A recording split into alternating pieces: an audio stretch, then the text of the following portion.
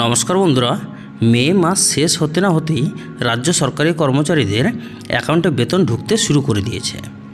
ষষ্ঠ বেতন কমিশনের ভিত্তিতে 14% ডিএ পাচ্ছেন রাজ্য সরকারি কর্মচারীরা, যা 2024 সালের মে মাস থেকে কার্যকর হয়েছে।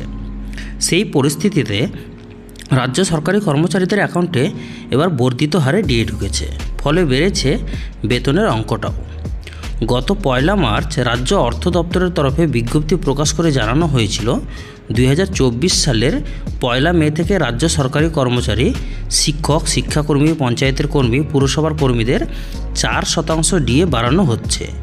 তার ফলে তারা 1 মে থেকে বেসিক পেয়ের 14% হারে ডিএ পাবেন। একইভাবে পেনশনভোগীদের ক্ষেত্রেও 4% ডিআরএস রিলিফ বাড়ানো হয়েছে। তবে এখানেই শেষ হচ্ছে না, শীঘ্রই আবারও রাজ্য সরকারি কর্মচারীদের বেতন কিছুটা বৃদ্ধি পাওয়ার কথা। সেটা অবশ্য নতুন কোনো বিষয় নয়। প্রতি বছর সাধারণত জুলাই থেকে বাৎসরিক বেতন বৃদ্ধি পায়, অর্থাৎ ইনক্রিমেন্ট হয় রাজ্য সরকারি কর্মচারীদের। এবারও সেটা হওয়ার কথা। যদিও রাজ্য সরকারি কর্মচারীদের একাংশের স্পষ্ট দাবি, কেন্দ্রীয় সরকারের কর্মচারীদের হারেই তাদের ডিএ প্রদান করতে হবে। কেন্দ্রীয় সরকারি কর্মচারীরা আপাতত 7ম বেতন কমিশনের আওতায় রয়েছেন। তারা 50% হারে ডিএ পান, যা গত মার্চ থেকে কার্যকর হয়েছে।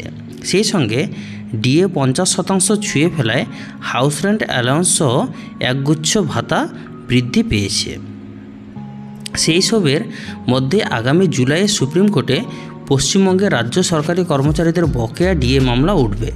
সেই বকেয়া ডিএ মামলাটি অবশ্য 5ম বেতন কমিশনের আওতাভুক্ত। 5ম বেতন কমিশনের আওতায় বকেয়া ডিএ নিয়ে সুপ্রিম কোর্টে সেই মামলার শুনানি রয়েছে। তো বন্ধুরা, আপনাদের কি মনে হয়, এই যে সুপ্রিম কোর্টের যে রাজ্য সরকারি কর্মচারীদের যে ডিএ মামলা রয়েছে, সেটি কি আদৌ চাকরি প্রার্থীরা বা চাকরিজীবীরা জয়লাভ করবে, নাকি রাজ্য সরকার জয় করবে? সেটা অবশ্যই কমেন্ট বক্সে জানিয়ে যাবেন। আর ভিডিওটিকে বন্ধুদের সাথে শেয়ার করবেন। ধন্যবাদ।